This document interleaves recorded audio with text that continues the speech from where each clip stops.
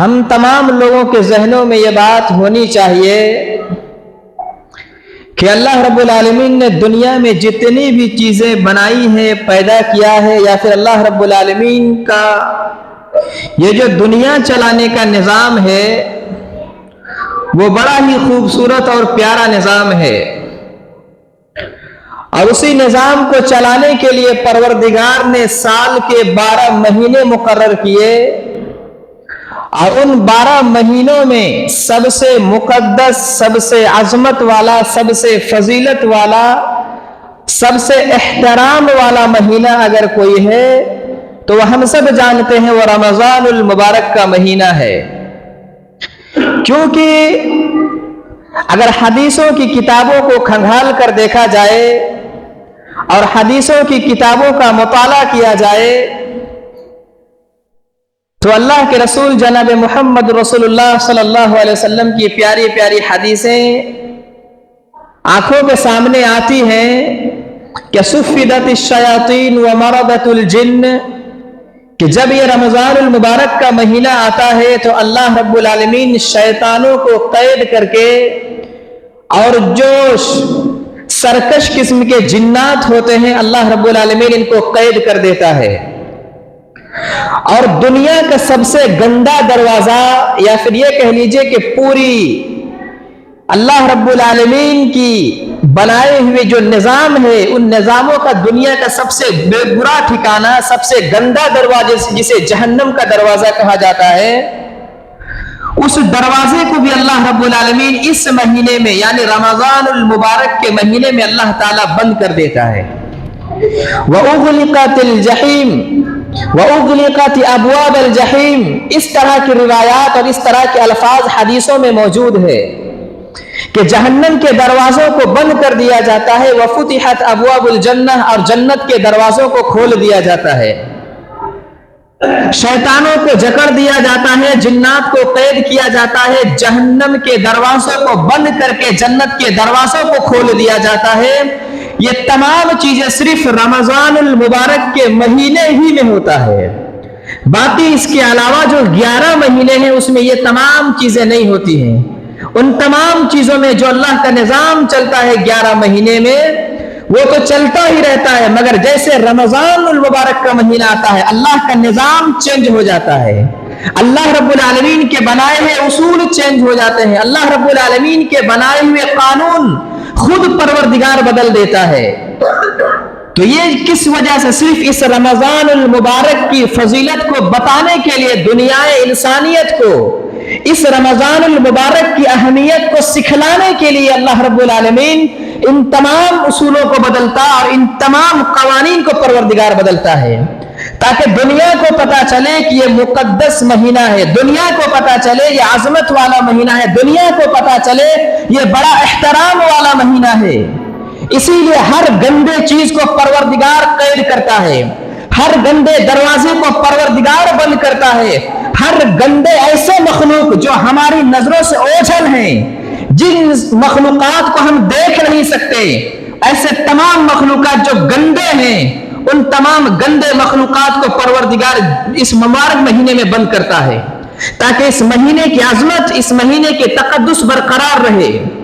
اور پھر اللہ رب العالمین نے کہا کہ شہر رمضان الذی انزل فیہ القرآن، اسی مہینے کی عظمت کو بتانے کے لیے پروردگار نے کہا کہ یہ وہی رمضان المبارک کا مہینہ ہے کہ جس میں ہم نے قرآن کو نازل کیا۔ ہم اور آپ کیا سمجھتے ہیں کہ قرآن نازل ہوا تو یہ کوئی بڑی بات نہیں، بڑی اہمیت کی بات نہیں۔ اگر ذہنوں میں یہ بات ہو تو انسان کو مٹانا چاہیے۔ قرآن کو نازل کر کے پروردگار نے یہ بتانا چاہا کہ یہی وہ قرآن ہے، یہی وہ کتاب ہے کہ جس کے ذریعے سے انسانوں نے انسانوں کو پہچانا، جس کے ذریعے سے انسانوں نے انسانوں کا درد سمجھا، جس کی وجہ سے انسان حیوانوں جیسی زندگی چھوڑ کر ایک انسان جیسی زندگی گزارنے کا طریقہ اگر سکھلایا دنیا کو، تو یہ قرآن ہی وہ نعمت ہے، یہ قرآن ہی وہ دولت ہے، یہ قرآن ہی وہ کتاب ہے کہ جس کی بدولت اللہ رب العالمین نے انسان کو انسان ہونے کا احساس دلایا ہے۔ ورنہ عمر فاروق رضی اللہ تعالیٰ عنہ کا وہ قول کہ اگر یہ قرآن انسانوں کے بیچ نہ آیا ہوتا، اگر یہ قرآن امت محمدیہ پر نازل نہ ہوا ہوتا تو پوری دنیا حیوانوں جیسی زندگی گزارتی. اگر یہ قرآن امت محمدیہ پر نازل نہ ہوتا تو دنیا جانوروں سے بدتر زندگی گزارتی. یہ عمر فاروق رضی اللہ تعالیٰ عنہ کہا کرتے تھے. اسی وجہ سے پروردگار نے اس مہینے کی عظمت کو اور بڑھا کر یہی کہا کہ شہر رمضان الذی انزل فیہ القرآن، کہ رمضان ہی وہ مہینہ ہے، رمضان المبارک کا مہینہ ہی وہ تقدس و عظمت والا مہینہ ہے کہ جس میں پروردگار نے قرآن کو نازل کر کے دنیا کی تمام امتوں میں سب سے مقدس امت ہم لوگوں کو پروردگار نے بنایا ہے. یہ قرآن جیسی کتاب دے کر کے اللہ رب العالمین نے پوری دنیا میں آدم علیہ السلام سے لے کر جناب محمد رسول اللہ تک، ان سے پہلے جتنے بھی لوگ آئے ان تمام لوگوں میں سب سے ممتاز، سب سے مقدس اور سب سے بہتر ہستی اگر پروردگار نے بنایا ہے تو امت محمدیہ کو بنایا ہے. صرف قرآن جیسی کتاب عطا کر کے، صرف قرآن جیسی کتاب دے کر کے پروردگار نے ہم تمام دنیا انسانیت کو بہتر بنایا، تمام دنیا کے انسانوں کو بہتر بنایا اور تمام دنیا کے انسانوں کو احترام اللہ رب العالمین نے بخشا ہے. اور اس کتاب کو اس مقدس والے مہینے میں نازل کر کے اس مہینے کی عظمت کو پروردگار نے اور بڑھایا. یہ جو فضائل ہیں، یہ جو رمضان المبارک کے تقدس ہے، یہ جو رمضان المبارک کی اہمیت ہے، اور یہ جو اللہ رب العالمین کے پورے نظام چینج ہوتے ہیں اس مہینے میں، آپ سمجھ سکتے ہیں کہ اس مہینے کی عظمت کیا ہے. اس مہینے میں ایک ایک رات ایسی آتی ہے کہ پوری زندگی انسان عبادت کرے کم پڑ جائیں گی. اس مہینے میں ایسی ایسی رات آتی ہے کہ ایک دن کی عبادت پوری زندگی عبادت سے بہتر ہے. ایک دن کا نماز پڑھنا پوری زندگی نماز پڑھنے سے بہتر ہے. ایک دن کا روزہ رکھنا پوری زندگی روزہ رکھنے سے بہتر ہے. وہ دن صرف اسی مہینے میں آتا ہے، وہ دن صرف اسی مہینے میں آتا ہے جسے ہم اور آپ رمضان المبارک کہتے ہیں، جسے ہم اور آپ رمضان کا مہینہ کہتے ہیں، جس کی تفسیر، جس کی توضیح اللہ رب العالمین نے ایک چھوٹی سی سورت میں نازل کر کے کہا اِنَّا أَنزَلْنَاهُ فِي لَيْلَةِ الْقَدْرِ، کہ ہم نے اس قرآن کو لیلۃ القدر میں نازل کیا، قدر والی رات، عزت والی رات. وما ادراک ما لیلۃ القدر، اور یہ دنیا والے کیا جانیں کہ لیلۃ القدر کیا ہے. لیلۃ القدر خیر من الف شہر، یہ لیلۃ القدر یعنی ایک رات، رمضان المبارک کے مہینے کی ایک رات جسے لیلۃ القدر کا نام دیا ہے پروردگار نے، جسے لیلۃ القدر عزت والی رات اللہ رب العالمین نے کہا ایک رات ایسی ہے جو خیر من الف شہر، جو 1000 مہینے سے بہتر ہے. تو یہ تمام فضیلت صرف اسی مہینے میں آتے ہیں. اس مہینے میں اگر حدیثوں کی کتابوں کے صرف خلاصہ آپ کو بتا رہا ہوں کہ اس مہینے میں ایسی راتیں آتی ہیں جس میں فرشتوں اس قدر نزول ہوتا ہے، فرشتوں کا اس دنیا میں اس طرح سے آگمن ہوتا ہے، اتنے فرشتے اس دنیا کے اندر آتے ہیں کہ زمین میں خالی جگہ نہیں رہتی. وہ اللہ رب العالمین نے ہماری نظروں سے اوجھل رکھا، ہمیں پتہ نہیں چلتا. لیکن اگر ایک وہ انسان، ایک وہ مسلمان جس کو ایمان ہے قرآن پر، ایک وہ انسان جس کو ایمان ہے محمد رسول اللہ کے فرمان پر، ایک وہ انسان جس کو ایمان ہے لا الہ الا اللہ محمد رسول اللہ جیسے کلمے پر، تو خدا کی قسم حدیثوں کی کتابیں کی اگر دیکھا جائے تو سورج کی طرح چمکتے ہوئے الفاظ یہ بتاتی ہیں کہ فرشتوں کا آگمن انسانوں کی وجہ سے، انسانوں کی اہمیت کو بڑھانے کے لیے، انسان کے تقدس کو بڑھانے کے لیے، انسان کو عزت بڑھانے کے لیے پروردگار آسمان سے ان فرشتوں کو نازل کرتا ہے جو 11 مہینے نہیں آتے. یہ صرف اور صرف اس مہینے کی عظمت کو بتانے کے لیے پروردگار ان تمام اصولوں کو، ان تمام قوانین کو پروردگار بدلتا ہے. اسی لیے ہم تمام لوگوں کو، ہم تمام چھوٹے بڑوں کو، ہم تمام پردے میں رہنے والی ماؤں اور بہنوں کو اس مہینے کی تقدس کو سمجھتے ہوئے اپنے عادات، اپنے اخلاق، اپنے کیریکٹر، اپنے زندگی کے وہ غلط رویے، غلط اصول، غلط منہج اور جو ہم غلط ناحیے پر جو ہماری زندگی گزر رہی تھی ان طریقوں کو بدلنے کا نام ہی رمضان ہے. क्योंकि अल्लाह रब्बुल आलमीन ने कहा या अय्युहल्लज़ीना आमनू कुतिबा अलैकुमुस्सियाम, ऐ ईमान वालों तुम पर रोजे फर्ज किए गए हैं, ऐ ईमान वालों तुम पर रोजे फर्ज किए गए हैं, कमा कुतिबा अलल्लज़ीना मिन क़ब्लिकुम लअल्लकुम तत्तक़ून, उसी तरह फर्ज किए गए जिस तरह के तुमसे पहले लोगों पर रोजा फर्ज था। आप ये ना सोचें कि परवरदिगार ने ये जिम्मेदारी सिर्फ हम पर लाजिम किया है, हम ये ना समझें कि परवरदिगार ने ये फर्ज काम, ये फर्ज इबादत सिर्फ हमको दिया है, बल्कि परवरदिगार ये कहता है कि तुमसे पहले जितने भी लोग आए, तुमसे पहले जितने भी मखलूक आई, तुमसे पहले जितने भी लोग इस दुनिया से गुजर गए, तमाम लोगों पर रोजा फर्ज था। ये अलग बात है, उनका तरीका अलग था, मसले मसाइल अलग थे, उनका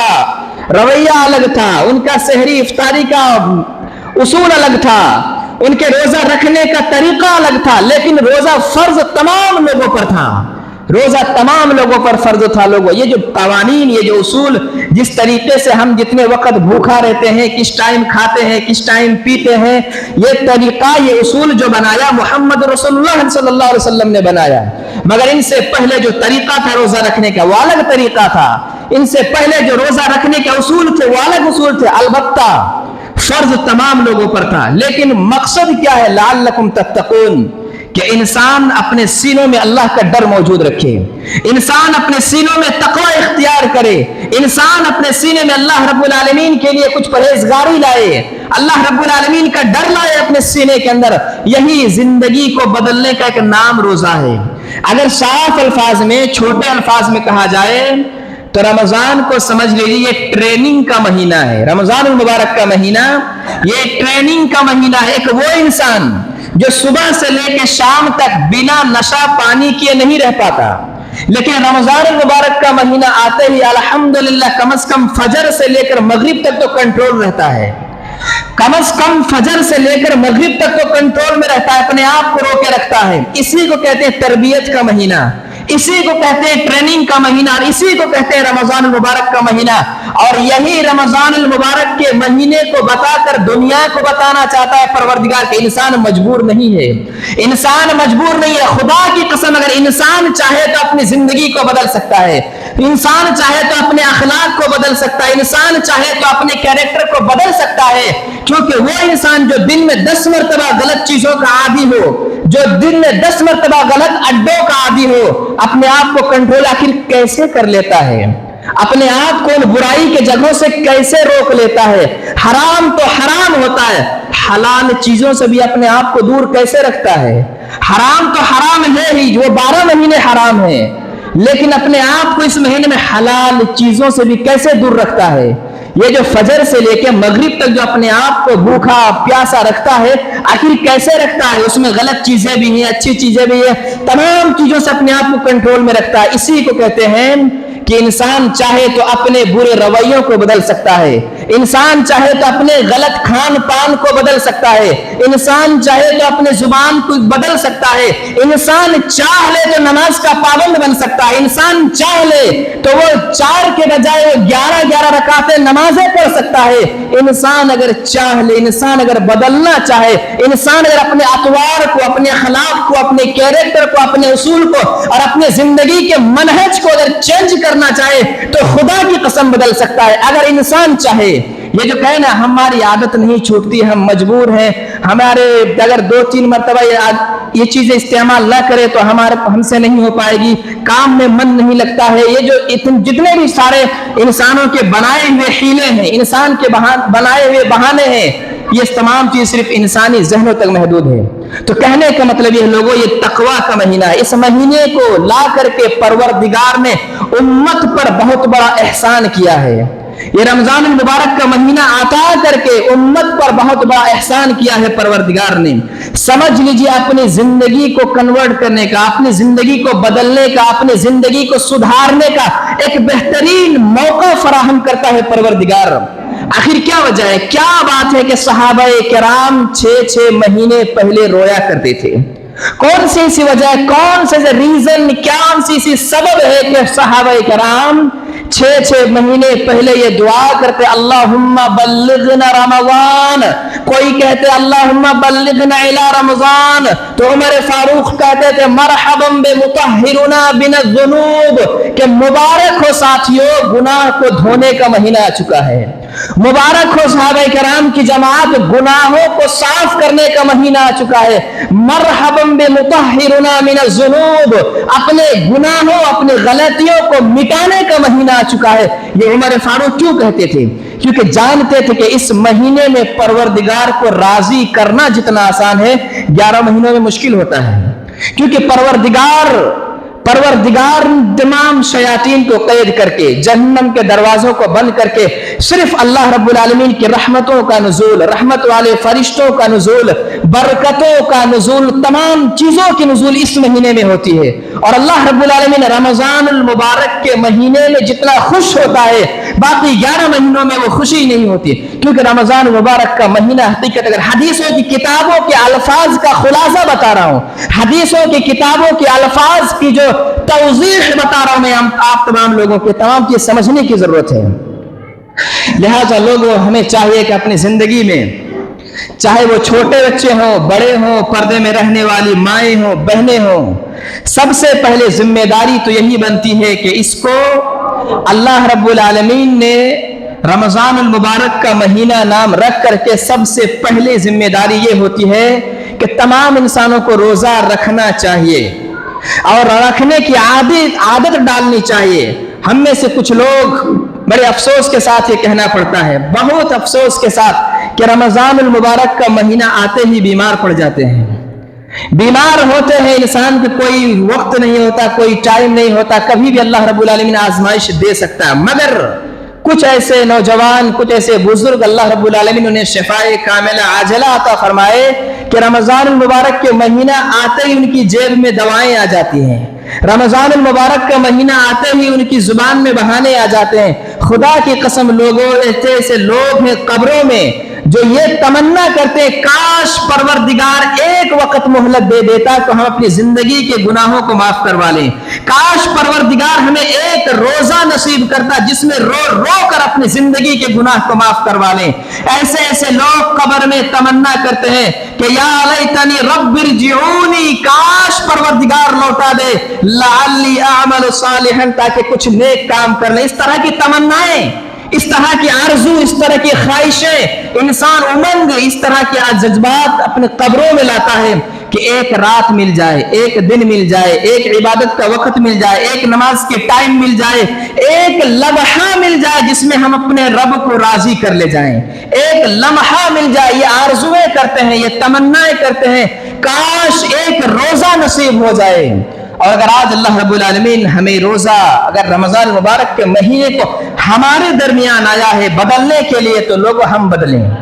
اگر رمضان مبارک کا مہینہ آیا ہے ہمیں بدلنے کے لیے تو ہم بدلیں، ایسا نہ ہو کہ ہم رمضان کو ہی بدل دیں،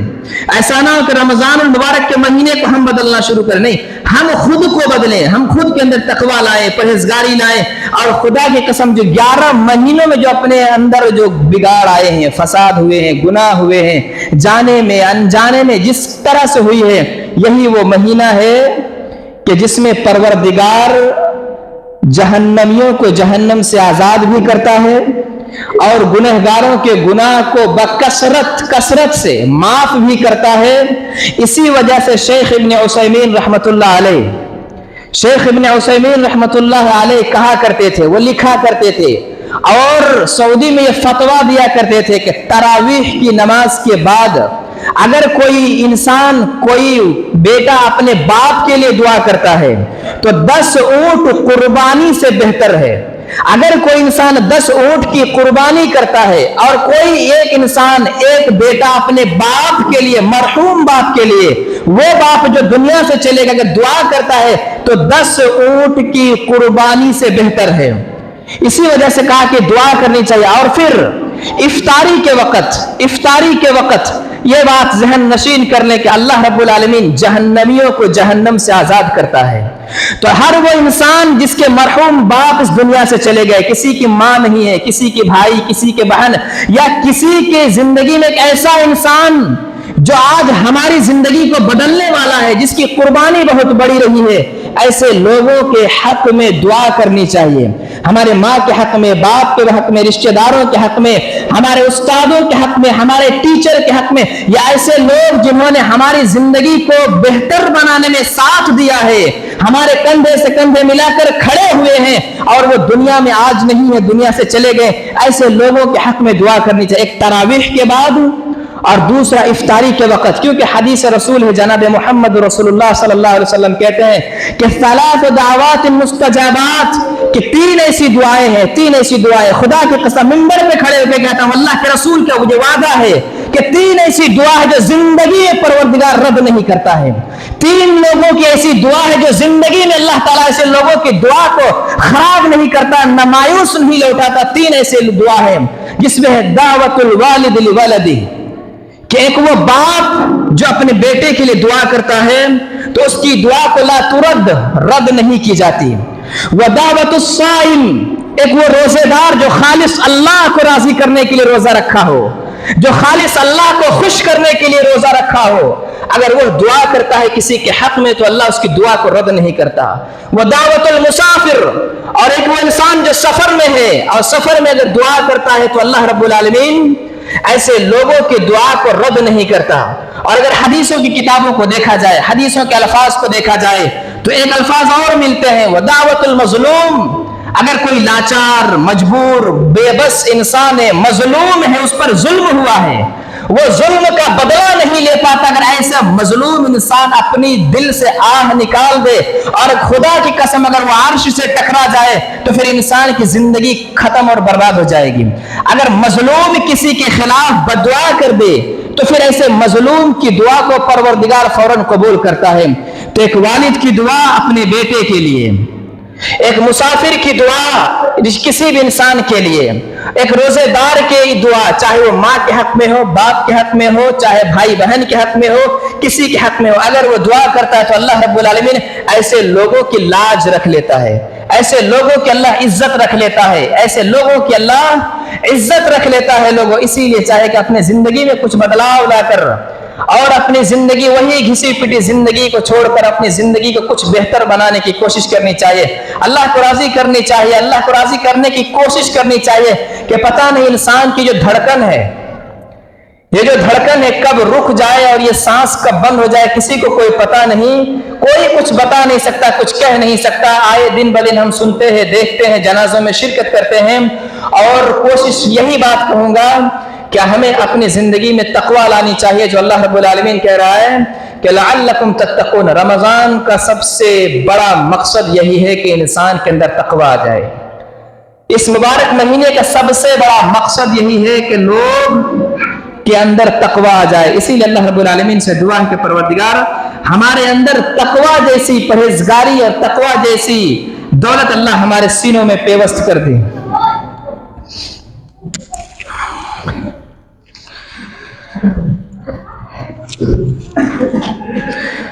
حاضرین جمعہ،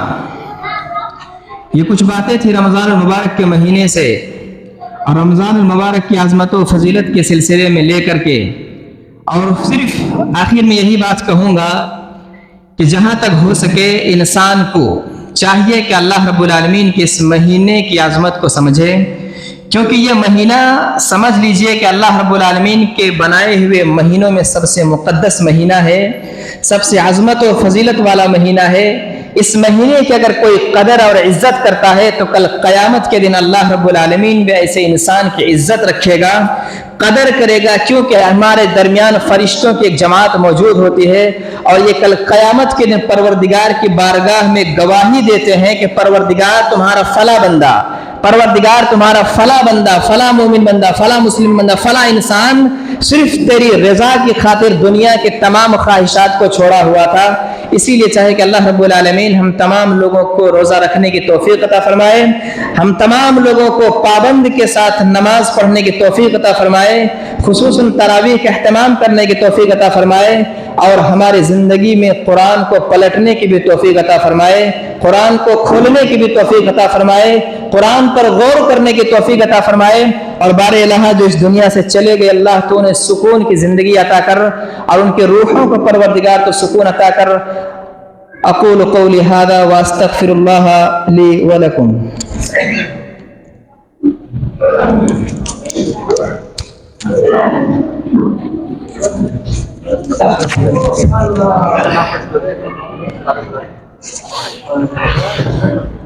اللہ اکبر، اللہ اکبر، اشہد اللہ